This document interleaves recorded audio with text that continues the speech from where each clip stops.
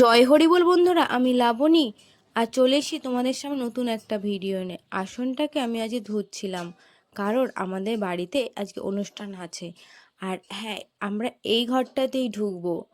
এই ঘরটা অন্য কোথাও ছিল, তাই এই ঘরটা এখানে আবার নতুন করে তৈরি করা হয়েছে। আর যেহেতু নতুন করে আবার তৈরি করা হয়েছে, সেহেতু এখানে তো আমাদের একটা অনুষ্ঠান দিতেই হয়। তোমরা তো জানো, নতুন কিছু করলে সেখানে অনুষ্ঠান দিতেই হয়। তারপর আমি আমার সেই পুরনো আসনটাকে একটু ভালো করে সাজাচ্ছিলাম, কারণ এই আসনটার বয়স আমার বয়সের থেকে অনেকটাই বেশি, অনেকটাই পুরনো হয়ে গিয়েছে। তাই আমি একটু আর্ট পেপার সুন্দর করে লাগিয়ে দিচ্ছিলাম। একটু কালো কালো হয়ে গেছে। আমার তো খুব কষ্ট হচ্ছিল যে একটা ঠাকুরের জন্য একটা আসনও কিনতে হয়নি। কিন্তু কি করব বলো, আমাদের তো টিনের ঘরে এই আসনটাকে রাখতেও পারবো না সুন্দর করে। ভাবছিলাম যদি কখনো পাকা বাড়ি করতে পারি, তাহলে ভগবানকে যেন একটা সুন্দর একটা জিনিস কিনে দিতে পারি। অবশ্য সেটা ভগবান চাইলেই হবে, না হলে কখনোই হবে না।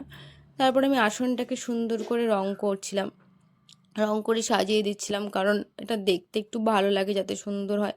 এখানে বাবাও আমার পাশে দাঁড়িয়ে দেখছিল যে আমি কি করি। এরপরে দেখো ওই আসনটাকে রং টং করে সাজানো হয়ে গিয়েছে। আর এখানে ঠাকুরকে প্রসাদ নিবেদন করা হচ্ছে, কারণ একটু পরে দল চলে আসবে। দেখো দল চলে এসছে।